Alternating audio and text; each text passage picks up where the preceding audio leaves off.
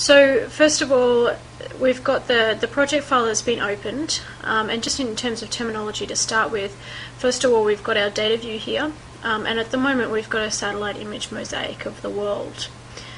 Now on the left hand side here you can see where it says layers, we've got a number of different layers listed here. Now this in general is called our table of contents, and you'll see that also referred to in the notes as the TOC for table of contents. Now the first thing that you note with this thing, with the table of contents, is that you can tick layers on and off. So at the moment you'll see that there's a tick next to world, and that's just representing this satellite image mosaic here. So if I turn that tick off by clicking on it, the world image disappears. So I can tick that on and tick that off as I like. And I can also tick other options on as well. So these are different layers that I've included into this project file. And so as I tick them on, you'll see different bits of information appear in the map window.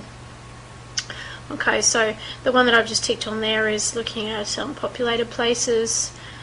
We've got individual countries, continents, and tectonic plates there as well as the background satellite image. So the idea with this is, first of all, just become familiar with ticking on and ticking off your different layers so that you can visualize your data. Now the other thing that you should note is that the order of the way things appear in your table of contents is actually quite important. So for example, we've got the world satellite image and the tectonic plates both switched on at the moment. I can see both of those. However, if I was to say left click on the plates and shift that below the world satellite image, I'll no longer be able to see that. So the way the order of the table of contents works is, if you just imagine it's different layers in a cake, if you like, or different curtains, that if something is below something else, then you can't necessarily see it. So we pop the plates back up on top of the world satellite image and we can see that again. So the same goes for the continent.